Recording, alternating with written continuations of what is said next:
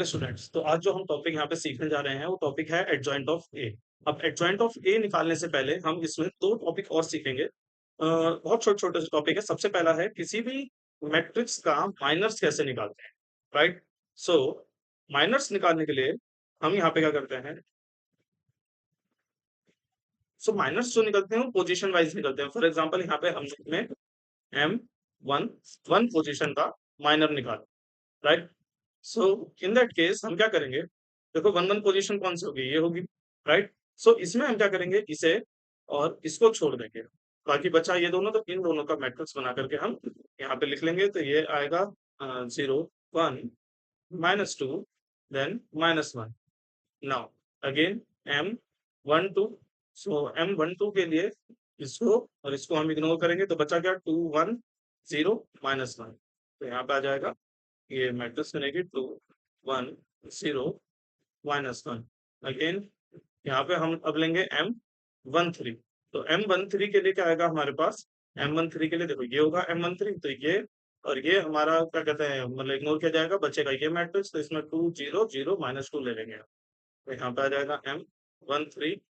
यहाँ पे आएगा 2 0 0 -2। और इसके बाद हमारे पास यहाँ पे जो आएगा वो आएगा हमारे पास M 2 1। राइट। सो M 2 1 के लिए हम ये वाला पार्ट और ये वाला पार्ट इन दोनों को इग्नोर कर देंगे। जब ये दोनों इग्नोर होंगे तो हमारे पास बचेगा 3 -1 -2 and then -1 again. Now M 2 2। So M 2 2 कैसे निकलेगा।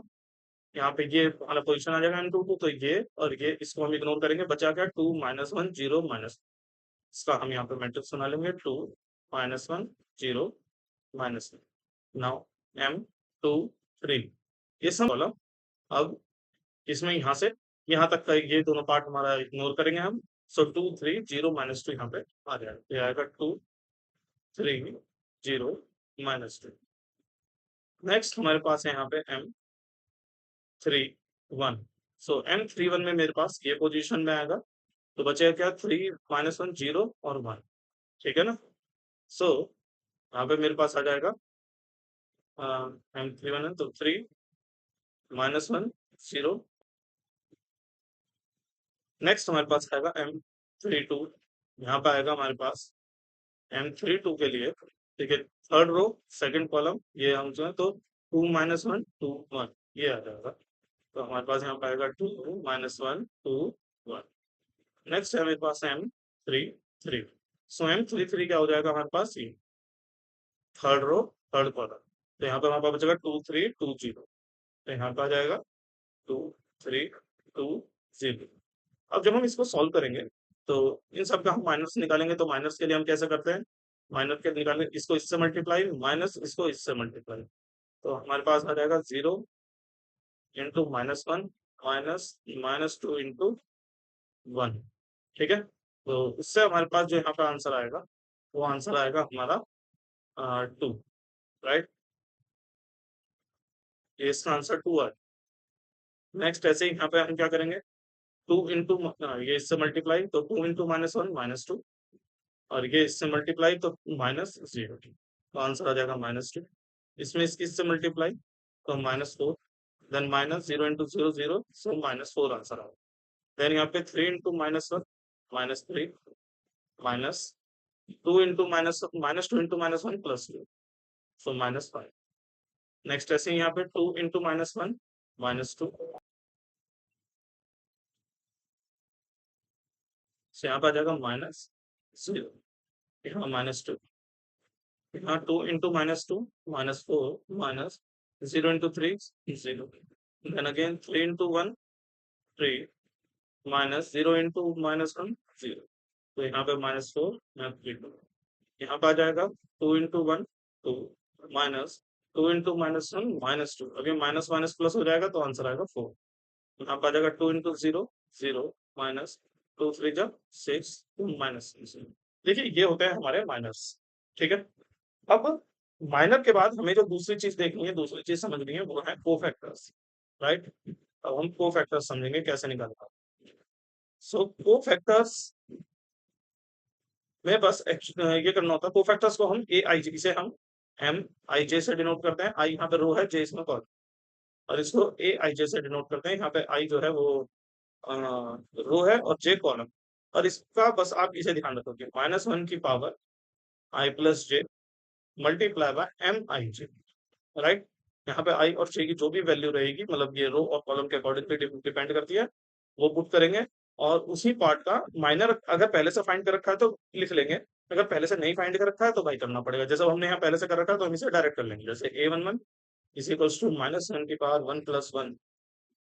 m11 क्या है हमारे पास यहाँ पे, वो है 2, तो इसका आंसर आ जाएगा 2।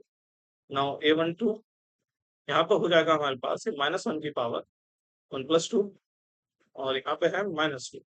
देखो -1 की पावर 1 प्लस 2, वो इसका आंसर नेगेटिव आएगा, तो इसका आंसर बनेगा हमारा 2।